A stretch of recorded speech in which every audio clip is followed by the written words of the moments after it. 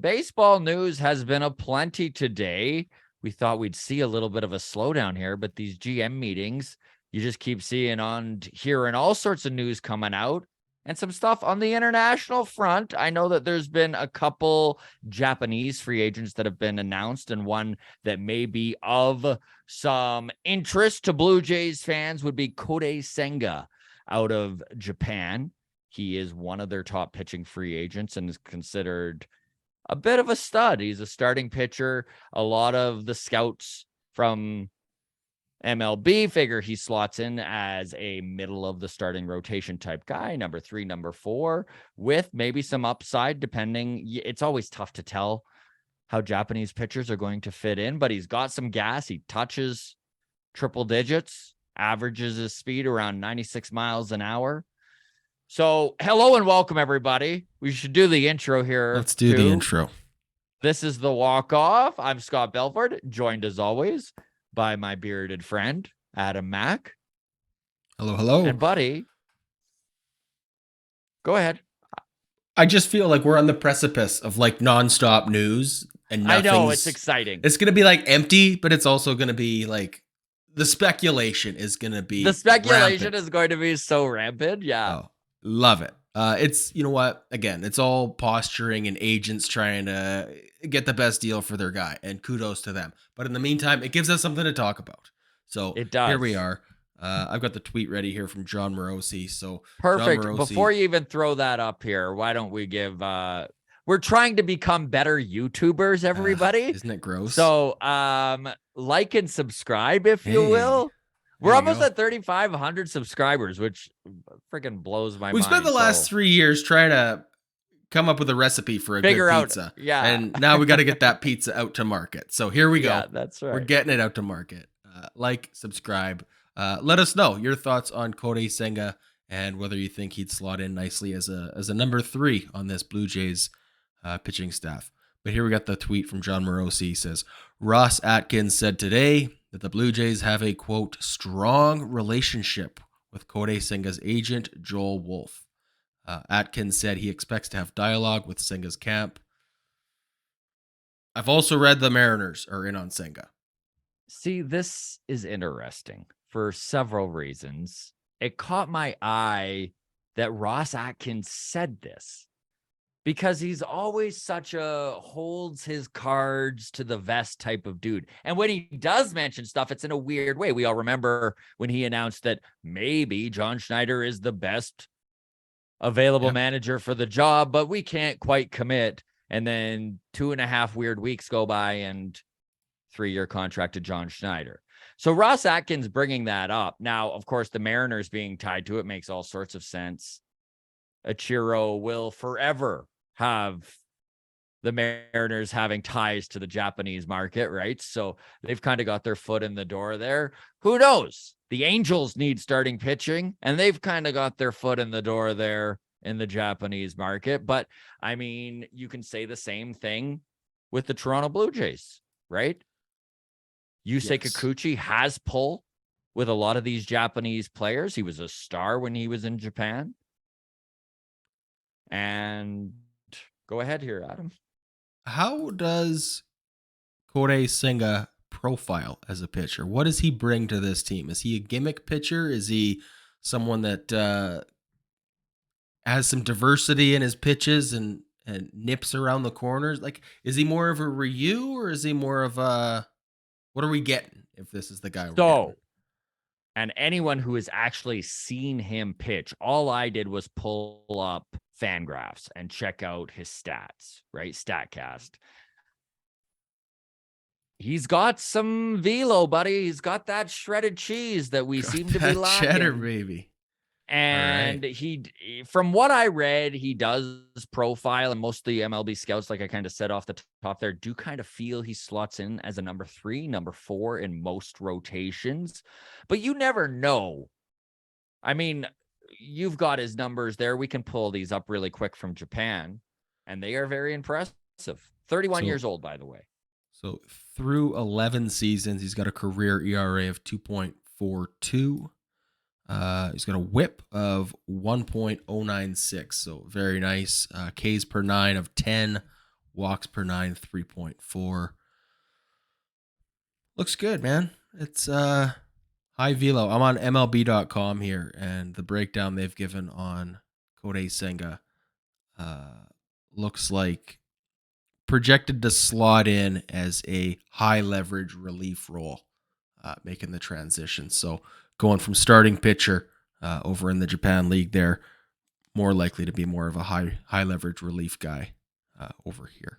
So which is exactly what I read too. And then I read something where they, depending on how much competition there is for this guy, like if there's a team prepared to let him start, he will probably show preference to that. We saw that with Ha-Seong Kim last year, I think it was, before he signed with the Padres, right? Jays were in on him. 2 years back, yes. Was it 2 years back? Exactly. But he had preference with a team where I think it was he was guaranteed to not get sent down to the minors, was his stipulation, send him right? down. That's Which, right, buddy. Very fair, I suppose. Well, there you go. I don't know if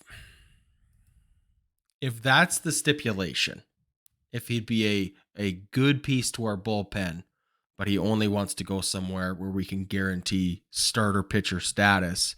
Is that something he'd be willing to do? We just talked to Andrew Heaney not too long ago. I feel like I'd rather take a chance on Kodai Senga than Andrew Heaney. I feel like I know what Andrew Heaney is. The big question is, what is this Shapiro Atkins plan for bolstering this starting pitching? If they plan on it being all about depth, maybe they're going out and they're trying to get Senga, Heaney, Stripling, really make these guys fight it out for that 4-5 spot in the rotation. We watched Casey Lawrence far too many times this year for my liking, and I would far prefer to see someone like Andrew Heaney in that 6th role. But there isn't a money tree. Like as much as I'm like, spend, Rogers is going to have a cap on this. So it'll be interesting to see what happens. It'll be interesting to see how much this Senga costs, right?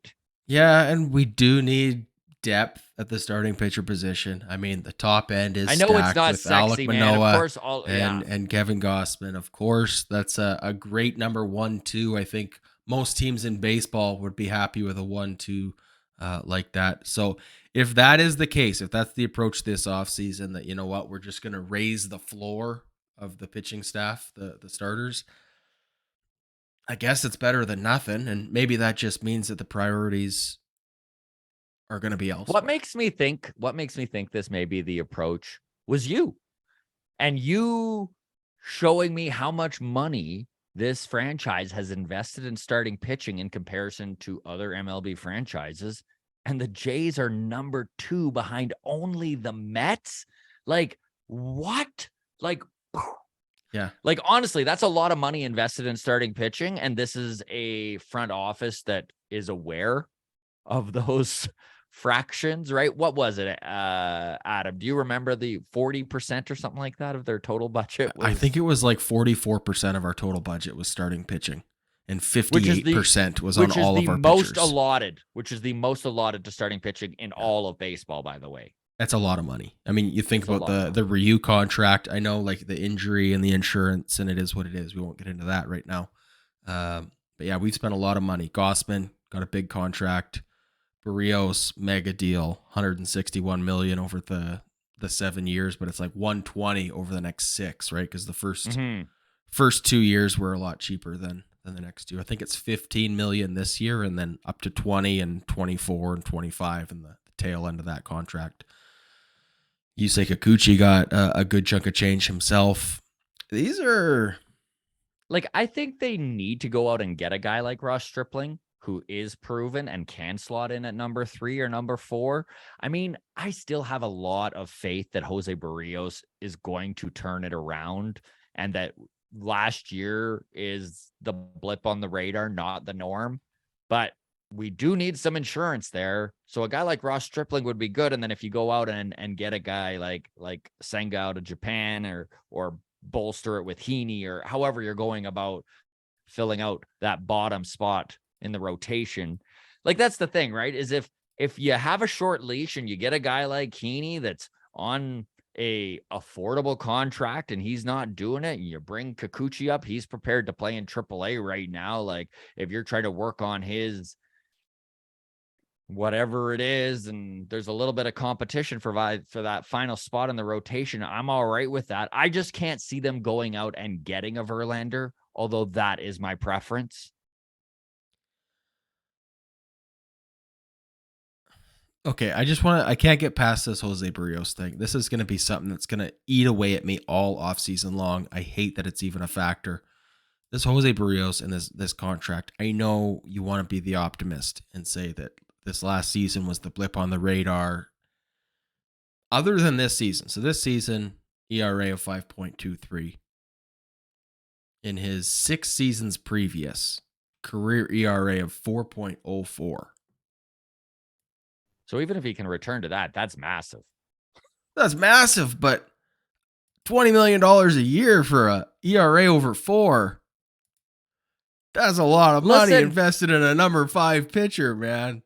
Buddy, you better be frugal with Ricky Tiedemann and Alek Manoah. Holy smokes. We've watched this front office show some hubris before, right? Like, they thought they could fix Yusei Kikuchi. It does make me nervous with Andrew Heaney. It's like every project they see, they're like, we can get value out of this. We're good enough to turn this around. We've got Pete Walker. We've got the analytics. Look, if we can get Andrew Heaney for like $5 million, sure.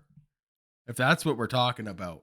But so last year when the Dodgers signed him, it was a 1 year deal for $8.5 million. Okay. Is he probably going to need to take a comparable deal? Probably. 5's probably low, but maybe 7 or 8. I don't know.